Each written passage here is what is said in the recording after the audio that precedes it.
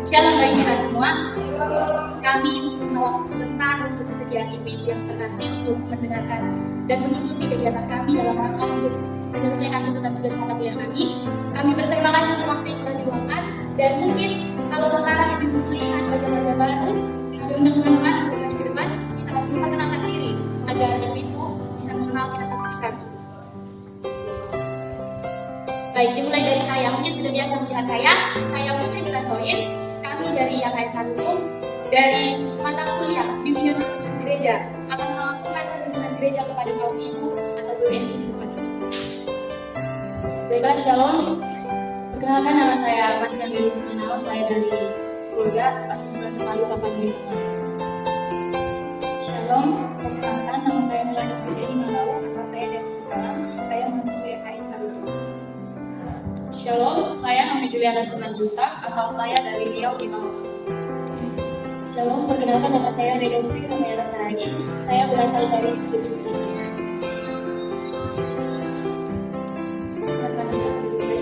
Baik, sebelum kita masuk ke dalam kegiatan inti kita luangkan waktu kita sedikit untuk melakukan ibadah singkat. Kita mengundang untuk ibu sekalian bersikap saat teduh. Kita siapkan hati kita untuk memuji Tuhan untuk mengikuti kegiatan kita saat ini.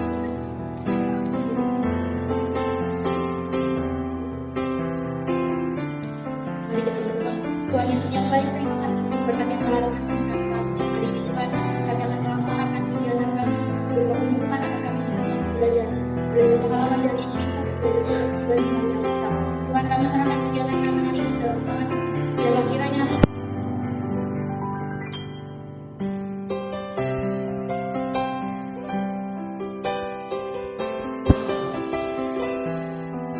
dalam doa syafaat kita angkat lagu pujian kita ajaib beneran berat dari nyanyian rohani metodis nomor 33 ayat 1 dan 2.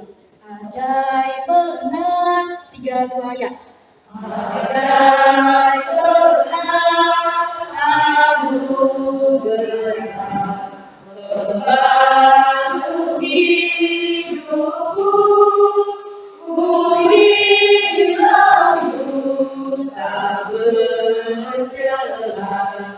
Oleh aku sembuh ketika insyaku cemas, sekarang ku tenang, syukur bebanku telah lepas, berkat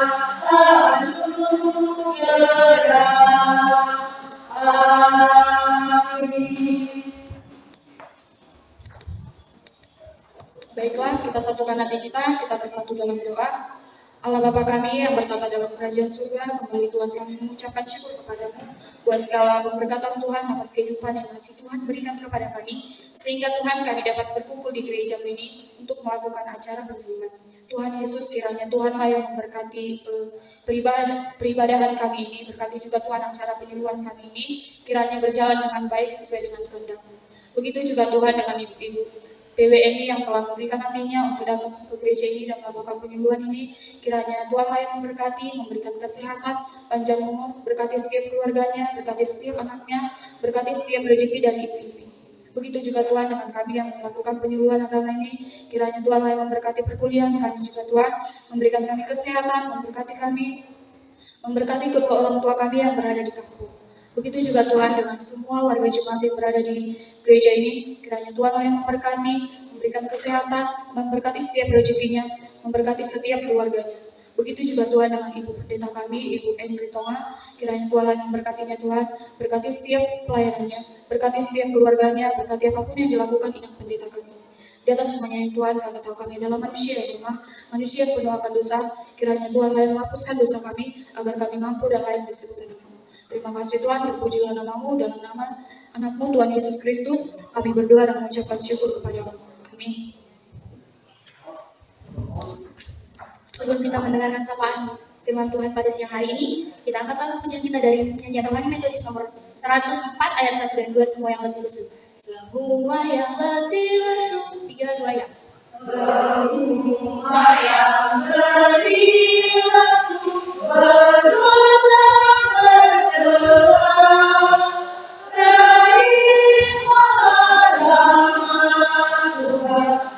percaya sadanya, datang saja pada Yesus, kini saatnya. Datang saja pada Yesus, terimalah ayat 2. Cucuran darah kasih memberi berkat penuh, membasuh hati yang keji, jiwa tenang teduh. Datang saja pada Yesus, kini saatnya. Datang saja pada Yesus, terima rahmat-Nya. Amin. Kita satukan hati kita berdoa. Terima kasih Tuhan, kami ucapkan buat berkat-Mu yang masih bisa kami rasakan pada siang hari ini. Tuhan, sebentar kami akan mendengarkan sedikit dari firman-Mu. Mari Tuhan kiranya membuka pintu pikiran kami, agar kami dapat menerima firman ini dan mengamalkannya dalam kehidupan kami sehari-hari. Terima kasih Tuhan Yesus, amin. Shalom. Hari ini yang menjadi renungan bagi kita adalah yang tertulis di dalam 2 Timotius 2 ayat 1. Panggilan, saya akan membacakannya sebab hanya satu ayat saja. Panggilan untuk ikut menderita. Sebab itu, hai anak-anakku, jadilah kuat oleh kasih karunia dalam Kristus Yesus. Saudara-saudara yang terkasih di dalam Tuhan Yesus Kristus, kita tahu bahwa dalam ayat ini kita diminta sebagai anak-anak Tuhan untuk tetap kuat dalam situasi apapun. Terutama pada situasi saat ini adalah situasi pandemi COVID-19. Tentunya banyak sekali tantangan yang kita hadapi, terutama bagi kita ibu-ibu rumah tangga. Dalam sistem perekonomian kita mungkin ada yang terganggu akibat dari COVID-19 ini. Jadi di sini saya rasa untuk pada saat ini permasalahannya itu karena adalah ekonomi, mungkin dari segi pekerjaan suami yang kurang mendukung karena pandemi ini, dan juga pekerjaan kita yang juga terganggu. Jadi di dalam ayat ini, sebab itu hai anakku jadilah kuat, di sini Tuhan meminta kita agar menjadi manusia yang kuat dalam situasi apapun. Di sini juga kita akan diperhadapkan sebagai manusia yang harus tetap percaya kepada Tuhan dalam situasi yang kita hadapi untuk saat ini, seperti situasi pandemi COVID-19 ini. Di sini juga Tuhan meminta kepada kita agar kita berserah kepada Tuhan, tidak pasrah. Tentu saja dalam arti berserah sangat berbeda dengan arti pasrah. Kalau dikatakan dengan pasrah itu lebih ke hal yang bersifat negatif, dan berarti kalau dikatakan pasrah kita tidak berpegang teguh kepada Tuhan. Sedangkan kalau dikatakan kita berserah diri, berarti kita menyerahkan diri kita kepada Tuhan sepenuhnya. Apapun yang menjadi tantangan yang kita hadapi, akan kita serahkan kepada Tuhan. Demikian firman Tuhan. Mari kita berdoa. Terima kasih kembali Tuhan, kami ucapkan berkat-Mu pada siang hari ini. Kami telah mendengarkan sedikit dari firman-Mu. Mari kiranya apa yang menjadi firman-Mu itu bisa kami amalkan dalam kehidupan kami sehari-hari. Terima kasih Tuhan Yesus. Amin. Untuk menutup kebaktian ini, kita akan mengucapkan doa Bapa kami secara bersama-sama. Bapa kami yang di surga, dikuduskanlah namamu, datanglah kerajaan-Mu, jadilah kehendak-Mu di bumi seperti di surga. Berikanlah kami pada hari ini makanan kami yang secukupnya, dan ampunilah kami akan kesalahan kami, seperti kami juga mengampuni orang yang bersalah kepada kami. Dan janganlah bawa kami ke dalam pencobaan, tetapi lepaskanlah kami daripada yang jahat, karena Engkau yang punya kerajaan dan kuasa dan kemuliaan sampai selama-lamanya.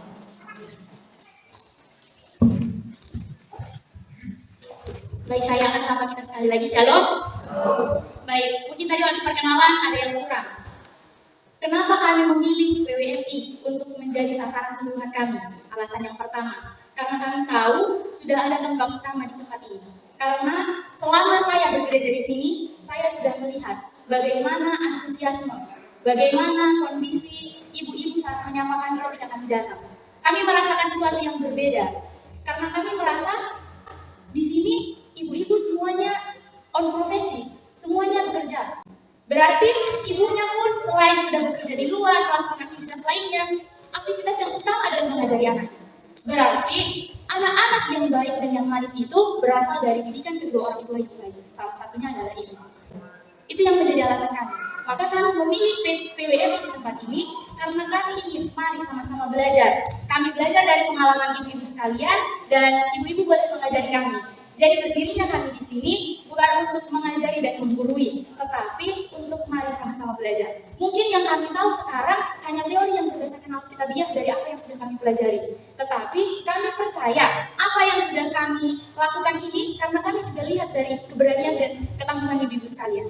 Jadi ketika kami sekarang berdiri di sini, kami bermohon dan berharap agar ibu-ibu sekalian pun menaruh perhatian kepada kami dan ketika nanti dilakukan penyuluhan, kita bisa sama-sama belajar. Baiklah, terima kasih kepada moderator yang telah mempersilakan saya menjadi pembicara pertama pada sesi pertama penyuluhan gereja ini. Sebelumnya saya sapa kembali, Shalom. Puji Tuhan, syukur kita ucapkan kepada Tuhan yang Maha Kuasa, Bapa yang berkata dalam kerajaan surga, yang telah memberikan kita kesehatan pada saat ini, sehingga kita boleh berkumpul di gereja kita ini. Sebelumnya saya melihat wajah-wajah ibu-ibu masih dalam keadaan yang senang ya. Padahal jam ini adalah jam-jam yang rawan, jam-jam ngantuk, jam-jam merasa lapar. Tapi itu tidak menjadi masalah bagi kita untuk menegakkan penyuluhan gereja kami. Kita tetap semangat menjalani kegiatan kita saat ini. Baiklah, sebelumnya pemilihan sasaran kami, istri ini bukan karena kami sudah berpengalaman menjadi seorang istri. Tetapi bahan materi yang akan kami sampaikan ini menjadi modal kami karena kami pemuda-pemudi ini akan menjadi seorang istri juga di masa mendatang. Ini kami jadikan sebagai acuan kami untuk belajar ke depannya. Untuk tidak berlama-lama lagi, saya akan masuk kepada poin yang pertama, yaitu definisi istri. Ya, secara umum istri itu adalah seorang yang dinikahi secara sah dan resmi menurut agama dan negara. Dinikahi secara resmi oleh seorang lelaki menjadi pasangan suami istri. Dan kita lihat dalam definisi filosofinya, istri ini adalah pendamping, teman hidup, menjadi partner bagi suami, berkolaborasi dan bersinergi secara positif untuk dapat mencapai tujuan-tujuan hidup dalam berumah tangga. Tahukah kita bahwa peran istri itu sebagai motivator, inspirator, dan sebagai sahabat. Sebagai motivator adalah ibu atau istri berperan sebagai penasehat, memberi motivasi, memberi dukungan, memberi nasihat yang positif kepada anak dan suaminya sehingga rumah tangga pun dapat berjalan dengan baik. Sebagai inspirator, kita tahu bahwa figur seorang istri itu harus bisa menjadi inspirasi bagi anak dan suami. Inspirasi yang dapat dijadikan acuan, jadikan teladan, baik dalam perilaku yang baik, bertutur kata yang halus, maka anak pun dapat menyikapinya dan meniru figur seorang ibu yang dapat diteladaninya dalam kehidupannya sehari-hari. Selanjutnya adalah peran sebagai ibu, peran ibu sebagai seorang sahabat. Sahabat di sini dikatakan adalah sebagai teman, bukan teman sebaya ya, tapi teman dalam suka dan duka. Dari berbagai definisi yang ada bagi definisi istri ini, mari kita lihat berdasarkan definisi yang dikatakan Alkitab. Kita baca dalam 1 Korintus 11 ayat 8, sebab laki-laki tidak berasal dari perempuan, tetapi perempuan berasal dari laki-laki. Apa yang dikatakan dalam Alkitab ini mengenai definisi orang istri? Ya, tentu Allah memang pada dasarnya menciptakan manusia ini memang untuk menjadi kawan yang sepadan bagi suaminya. Menjadi pendamping hidup, menjadi penolong suami yang bisa mengontrol rumah tangganya bersama-sama. Baiklah, selanjutnya pada poin berikutnya, definisi berakal budi. Saya bagi menjadi 2 poin, yaitu akal dan budi. Akal dan budi ini merupakan kedua-keduanya adalah peralatan rohania manusia. Peralatan rohania manusia. Yang pertama akal. Akal ini adalah peralatan rohania manusia yang berfungsi untuk membedakan yang baik dan yang salah. Dianalisis dulu yang mana tindakan yang baik dan yang salah. Ketika seorang istri menganalisis sebuah tindakan yang baik atau yang salah ini, itu harus berdasarkan logika, Ibu. Mengapa? Karena akal kita ini bergantung terhadap logika yang masuk akal. Karena logika ini mempengaruhi cara berkomunikasi kita. Seperti seorang istri yang menyampaikan pesannya, maksudnya kepada seorang anak, itu dapat terjalin dengan baik. Selanjutnya adalah budi. Budi ini juga adalah peralatan rohani manusia. Dan juga untuk membedakan mana yang baik dan yang salah. Karena apa? Budi ini dapat membedakan yang mana yang sopan, mana yang tidak sopan. Mana yang indah dan mana yang buruk. Mana yang sesuai dengan keadilan, mana yang tidak sesuai dengan keadilan. Jadi seorang istri harus bisa berakal budi. Budi seorang istri itu harus kuat dalam mengontrol dan mengendalikan rumah tangganya. Baiklah, pada poin yang ketiga adalah istri yang berakal budi. Di materi kita dibagi menjadi 2 poin, yaitu seorang istri Kristen harus percaya kepada Yesus Kristus dan memprioritaskan apa yang benar dalam hidupnya. Yang kedua, Allah menganugerahkan akal budi kepada seorang istri agar apa? Agar dapat mengarahkan istri ini kepada sesuatu hal yang benar. Percaya kepada Tuhan Yesus artinya sebagai seorang istri, figur istri yang dikehendaki oleh Tuhan, berarti ia harus bisa memfokuskan dirinya pada apa yang dikehendaki Tuhan, bukan terhadap kesenangan pribadinya. Ia dapat mempertimbangkan segala sesuatunya sebagai perannya sebagai seorang istri, dengan segala pengetahuan yang dimilikinya. Lalu bagaimana pengetahuan ini dapat diperoleh? Maka dari itu, Allah senantiasa memberikan akal budi kepada seorang istri. Supaya apa? Supaya istri ini dapat berargumen, dapat mempertimbangkan segala sesuatu yang menjadi lebih baik. Apa yang diinginkan anak, apa yang diinginkan suami, menjadi prioritasnya. Tetapi prioritas ini harus sesuai dengan apa? Sesuai dengan kehendak Allah. Maka dari itu, istri yang berakal budi ini harus menjadi figur, harus menjadi contoh yang baik bagi suami dan anak. Akal budi ini dianugerahkan oleh Tuhan kepada seorang istri untuk mengarahkan seorang istri untuk mencapai tujuan hidupnya dalam rumah tangga. Kita semua tahu bahwa tujuan dari berumah tangga itu adalah menikmati kebahagiaan hidup. Tidak ada seorang pun istri yang ingin rumah tangganya hancur, rumah tangganya kacau. Tentu akan berorientasi kepada kebahagiaan. Apa sebenarnya yang dibutuhkan keluarga sehingga dapat berbahagia? Seperti pada kodratnya, telinga. Telinga yang baik adalah telinga yang dapat mendengar dengan jelas. Karena pada dasarnya, pada kodratnya, telinga adalah organ pendengar. Seperti mata. Mata adalah alat penglihatan. Mata yang baik adalah mata yang dapat melihat dengan jelas. Apa yang baik bagi telinga belum tentu baik bagi mata. Begitu pun sebaliknya. Jadi, apapun yang dilakukan oleh istri harus sesuai dengan kodrat. Betul-betul sesuai dengan kodrat. Tidak boleh merugikan anaknya, tidak boleh merugikan suaminya. Harus sama-sama berorientasi kepada kebahagiaan. Sebagai contoh yang dapat kita teladani yaitu Maria, Ibu Yesus. Mengapa Maria dikatakan sebagai wanita yang sangat luar biasa dalam tokoh Alkitab? Ketika Allah memilih Maria menjadi seorang ibu yang melahirkan Yesus, bagaimana respon Maria? Apakah dia menolak? Tidak. Dia bertindak saleh, bertindak setia. Apa katanya? Sesungguhnya aku ini adalah hamba Allah. Jadilah kepadaku seturut dengan perkataanmu itu. Jadi Maria sangat luar biasa sekali. Kita dapat meneladaninya. Ketika Yesus memanggil kita, memilih kita menjadi seorang wanita atau menjadi seorang istri yang berakal budi, kita harus datang. Kita harus datang memasuki panggilan Tuhan itu. Agar apa? Agar seorang istri bisa dipakai Tuhan untuk menjalani kehidupannya, untuk menjalani kegiatan berumah tangganya dengan baik. Baiklah, mengenai rumah tangga Kristen yang bahagia, saya bagi menjadi 5 bagian. Yang pertama adalah rumah tangga Kristen yang bahagia tidak memiliki masalah. Bahan Alkitabnya dari Kejadian 26 ayat 1 sampai 25. Keluarga yang bahagia bukanlah keluarga yang tidak ada masalah. Kita tahu pada Kejadian 26 ayat 1 sampai 25 ini, Ishak mengalami kondisi kelaparan. Tetapi ini bukan menjadi halangan untuk tidak bahagia. Ketika masalah datang, mengapa Tuhan mengizinkan masalah datang kepada kehidupan kita? Mengapa Tuhan mengizinkan masalah datang kepada rumah tangga Kristen yang bahagia ini? Ketika Tuhan datang, mengizinkan masalah datang kepada kehidupan kita, justru itu harus kita pandang sebagai sumber kehidupan. Jangan dijadikan sebagai sebuah masalah. Aduh, gimana ini? Mengapa Tuhan mengasih masalah yang begitu berat kepada kehidupan saya? Saya tidak sanggup, Tuhan. Tetapi jadikan ini sebagai sumber kekuatan bagi kita, Ibu-ibu. Menjadi sumber kekuatan bagi kita. Ketika kita mempunyai masalah, mempunyai pergumulan, itu menjadikan karakter kita menjadi lebih kuat. Dan respon kita kepada Allah pun menjadi lebih baik. Jadi, ketika keluarga Kristen yang bahagia ini dirudung oleh masalah, sebaiknya figur seorang istri yang berakal budi ini mencari solusi yang sama-sama menguntungkan, tidak merugikan anaknya atau suaminya, supaya bisa keluar dari masalah atau problematika yang terjadi dalam keluarganya.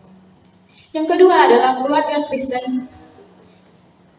Keluarga yang bahagia adalah keluarga yang tetap menjaga kemesraan rumah tangganya. Ketika kelaparan melanda Ishak dan Ribka tetap menjaga kemesraannya.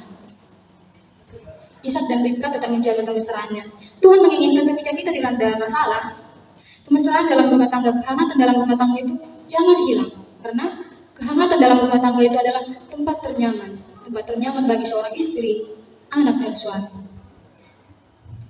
Selanjutnya adalah keluarga yang bahagia adalah keluarga yang tetap menabur sekalipun di tengah situasi yang sangat sulit sekalipun.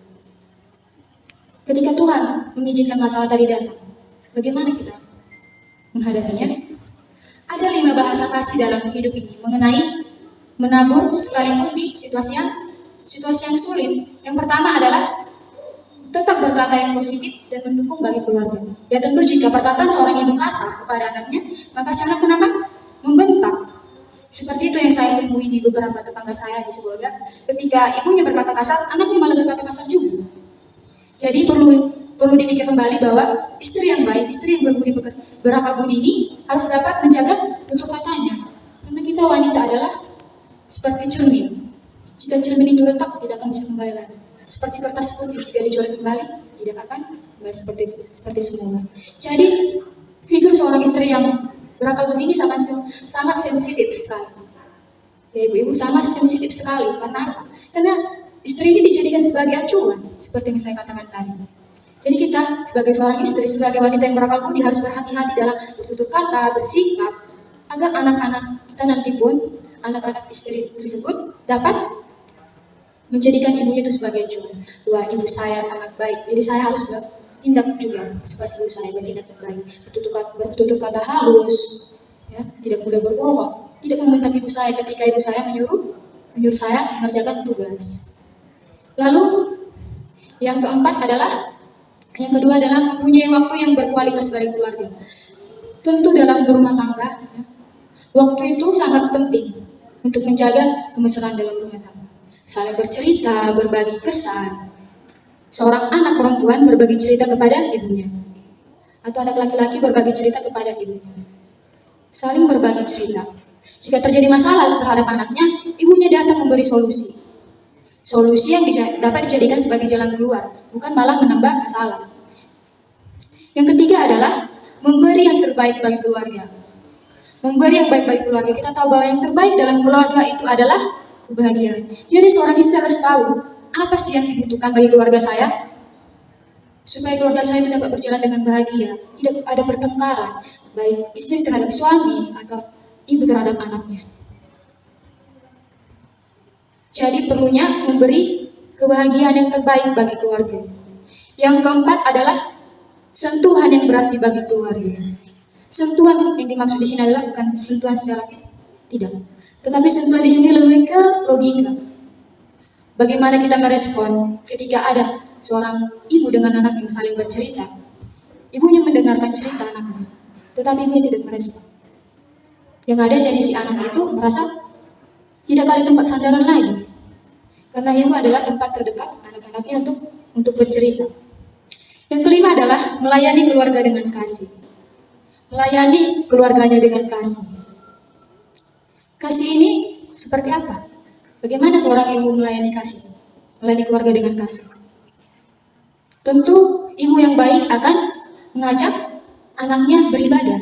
Baiklah, selanjutnya yang keempat, keluarga yang bahagia adalah keluarga yang suka kedamaian. Siapa sih yang tidak suka dengan kedamaian? Semua orang pasti menyukai dengan kedamaian daripada pertengkaran. Pertengkaran ini akan menghancurkan keluarga, menghancurkan rumah tangga. Maka dari sini, figur seorang istri yang berakal budi ini sangat dibutuhkan. Karena apa, ibu-ibu?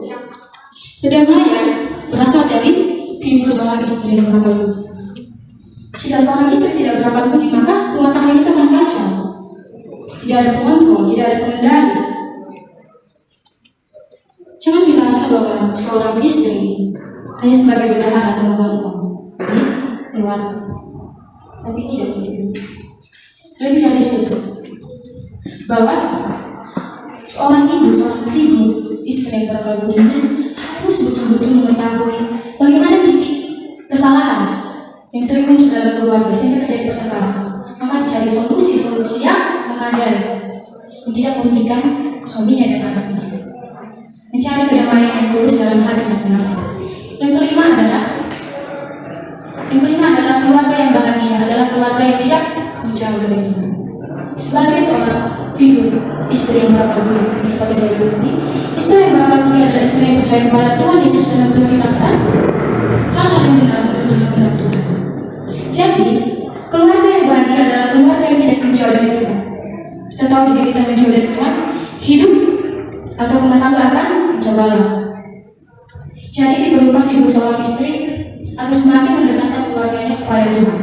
Di sini saya katakan bahwa figur seorang istri yang berakal budi itu harus mempunyai persepsi yang manusiawi. Mengapa dikatakan persepsi yang manusiawi, ibu-ibu?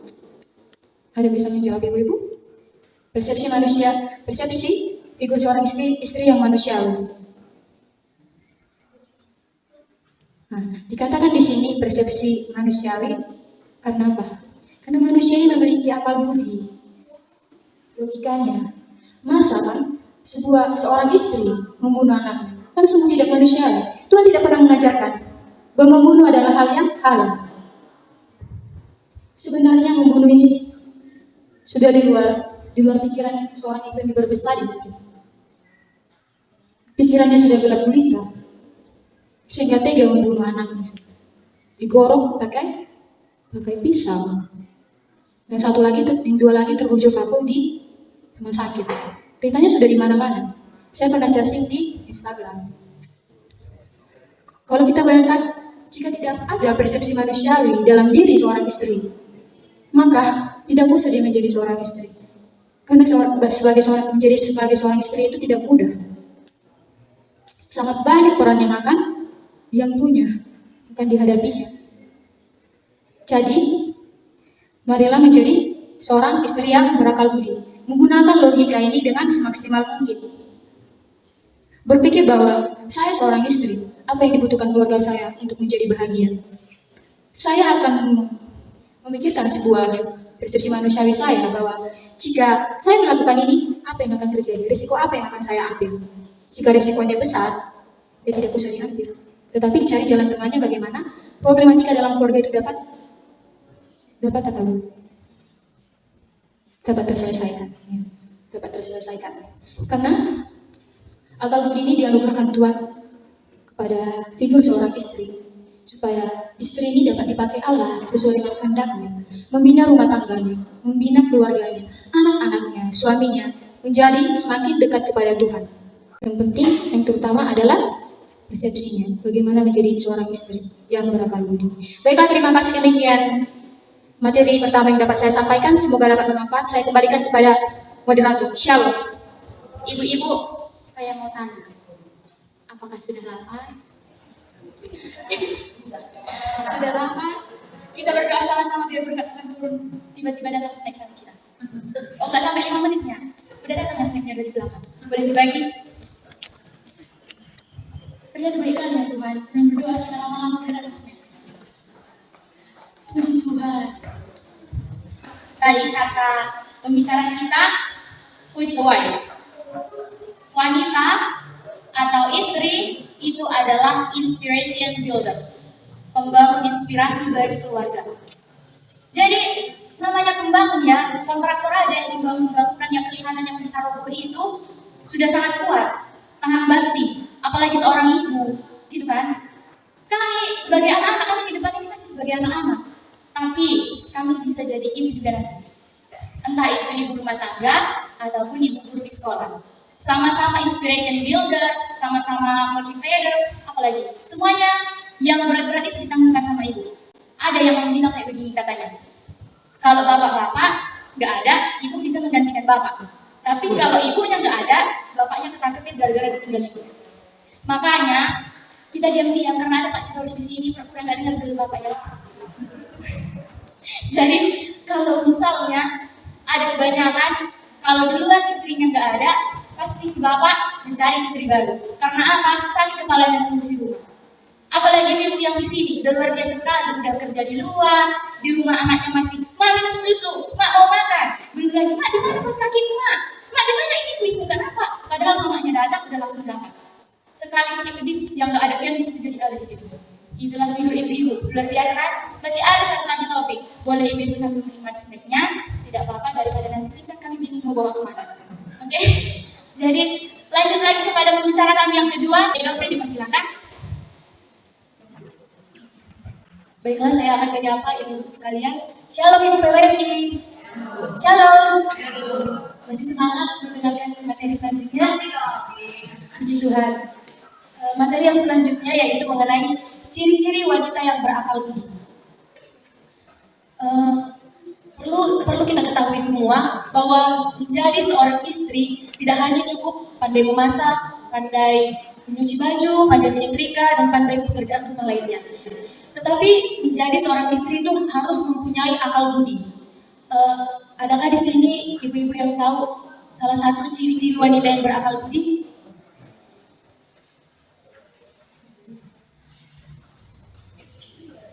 Adakah yang tahu salah satu ciri-ciri wanita yang berakal budi menurut ibu-ibu sekalian?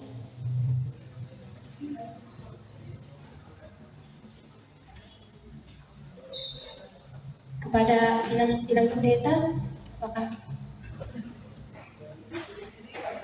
berakal budi?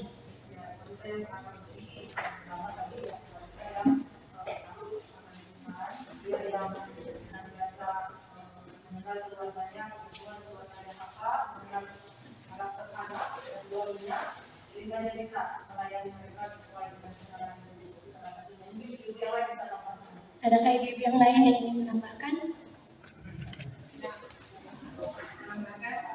Ibu-ibu yang berakal budi atau bukan menggunakan akalnya, ya. Jadi ketika ada persoalan tidak cepat marah, lalu menggunakan pertimbangan-pertimbangan dalam menyelesaikan persoalan dalam keluarga. Terima kasih. Apakah ada lagi ibu yang ingin menambahkan?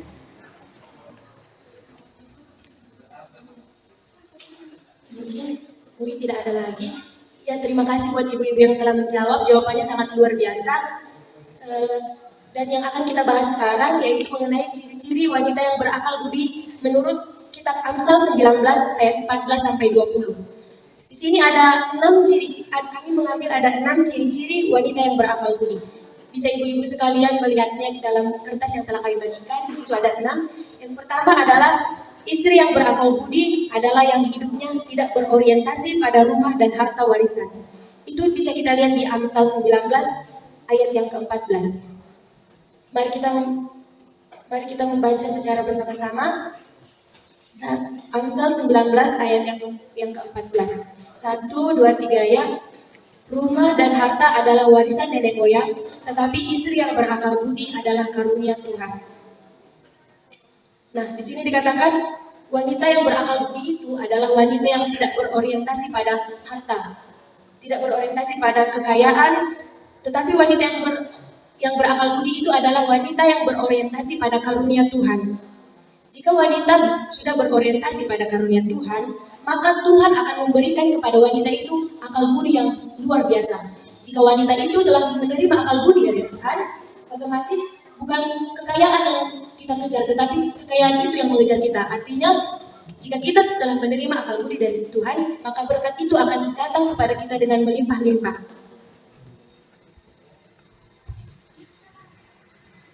Contoh istri yang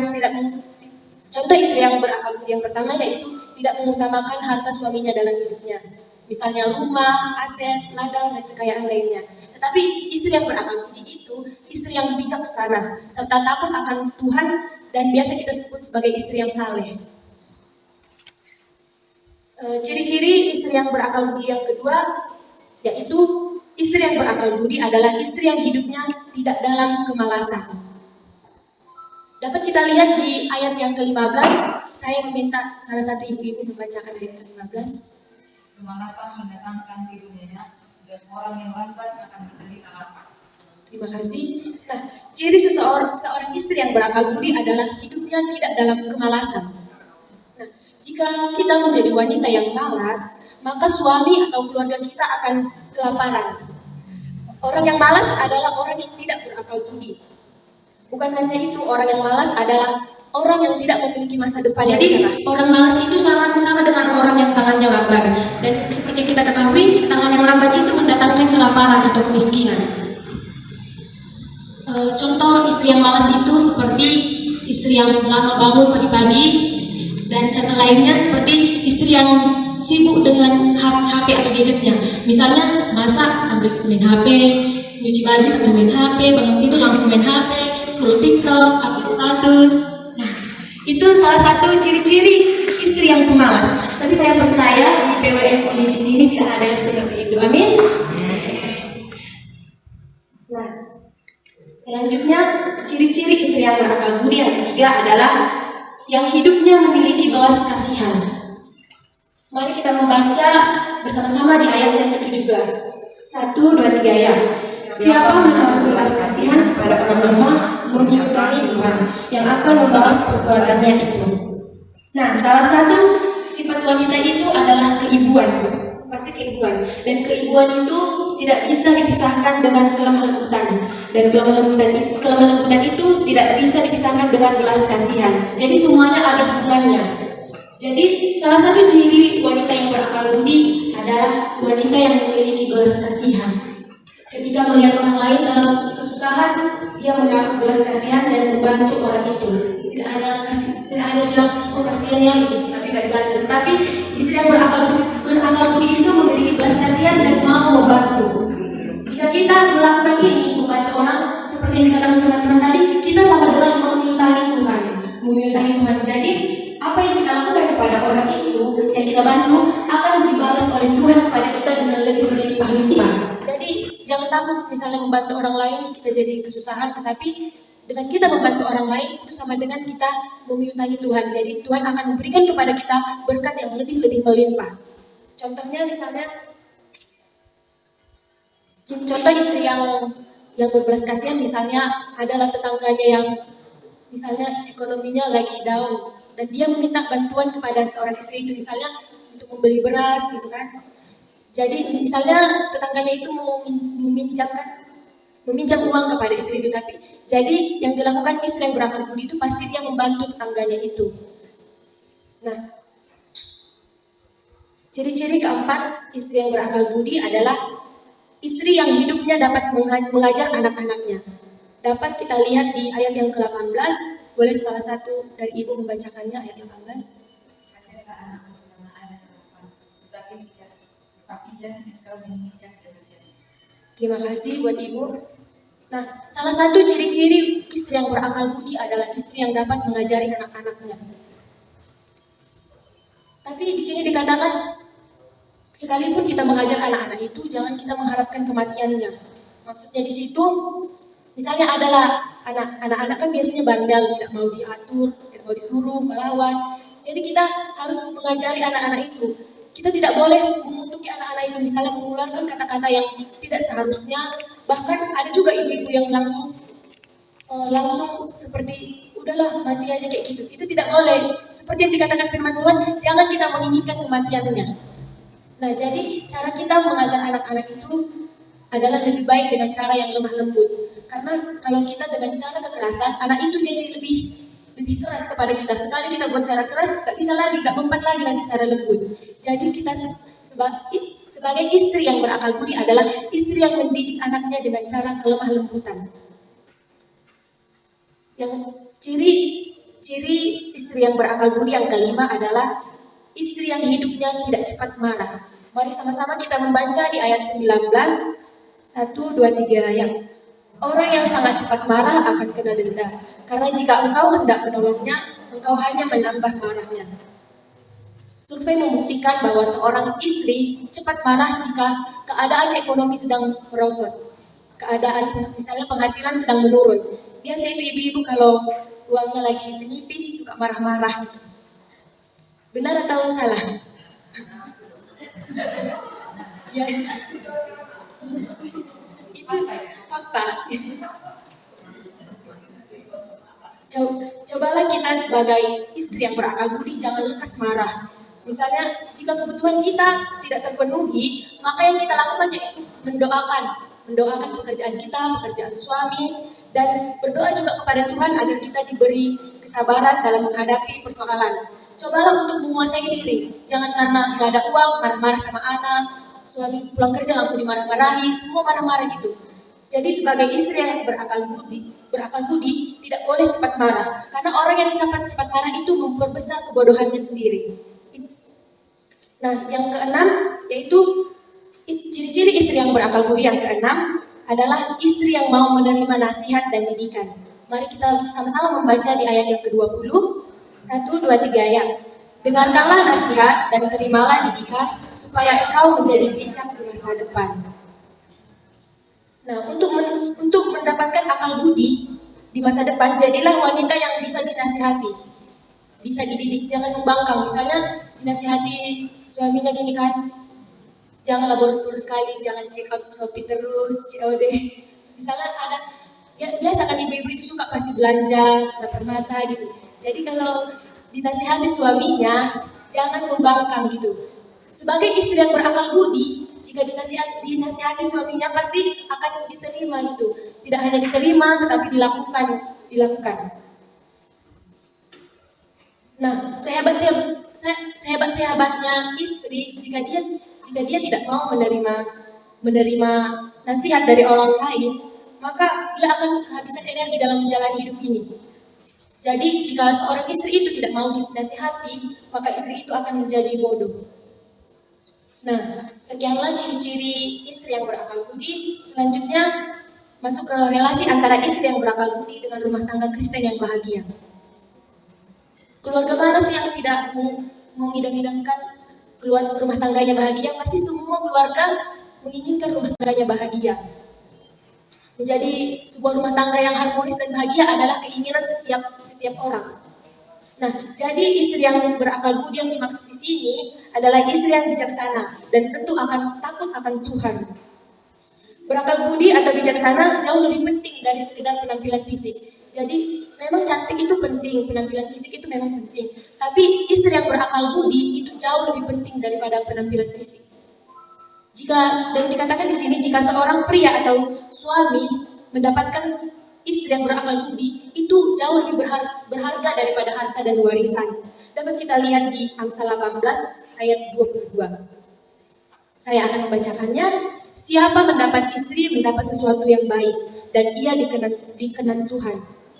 Nah, jadi seorang suami itu akan sangat beruntung jika mendapatkan istri yang berakal budi. Kalau soal cantik itu nilai plusnya.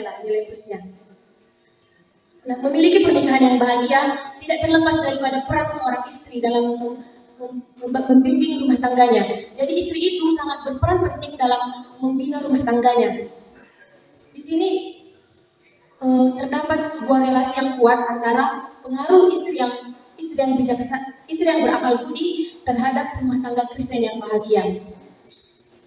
Sekianlah materi yang dapat kami sampaikan. Semoga materi yang kami sampaikan bisa diterima oleh para ibu-ibu PWMI yang ada di sini dan bisa diaplikasikan dalam kehidupannya sehari-hari. Jika ada kata-kata yang kurang berkenan di hati, kami meminta maaf. Terima kasih, saya kembalikan kepada moderator. Baik, sudah tambah lagi ibu kita. Sebenarnya ibu-ibu, saya melihat pembicara kita yang ngomong di depan, saya juga deg-degan di tempat duduk. Karena saya rasa apa yang mereka omongkan itu juga mencerminkan diri kami. Alasan pertama, kami adalah perempuan. Alasan kedua, kami adalah calon ibu juga. Jadi kalau mereka bilang, jangan jadi istri yang marah-marah. Aduh, saya kalau menghadapi anak-anak sekolah minggu aja kadang, sampah. Apalagi ibu-ibunya yang di rumah. Baru dinaikkan mamanya, diturunkan lagi. 1 disusul mamanya, 10 diserahin.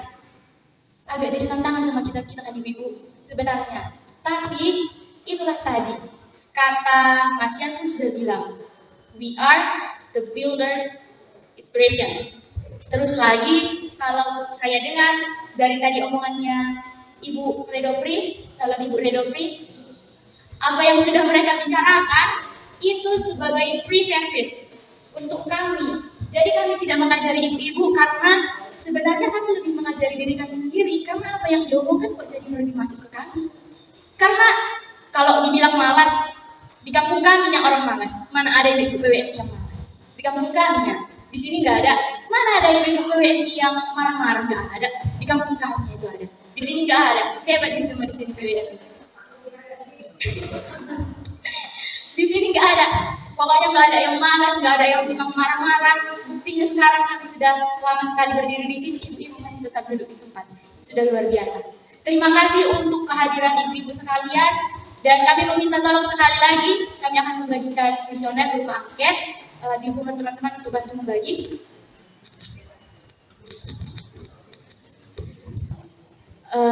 Hanya sebagai agar kami jadi guru ini nggak gini-gini aja, karena ini pertama kali kami berbicara di depan ibu-ibu sekalian sebagai ya pembicara penyuluh. Kami membagikan angket ini agar kami bisa mengevaluasi diri kami. Terlebih kami kan calon guru. Kalau gurunya nggak bisa ngomong di depan, gimana siswanya mau ngerti? Gurunya aja ayu nggak hafal. Padahal siswanya harus paham itu. Jadi angket ini kami tujukan biar kami bisa mengevaluasi kira-kira kesalahan kami di mana. Biar nanti kalau kami ada lagi harus terjun ke lapangan, kami sudah bisa memperbaiki dari kesalahan-kesalahan itu. Dan kami minta tolong sekali lagi, terakhir. Nanti setelah kita selesai, kami undang ibu-ibu untuk maju ke depan, kita mengambil foto bersama.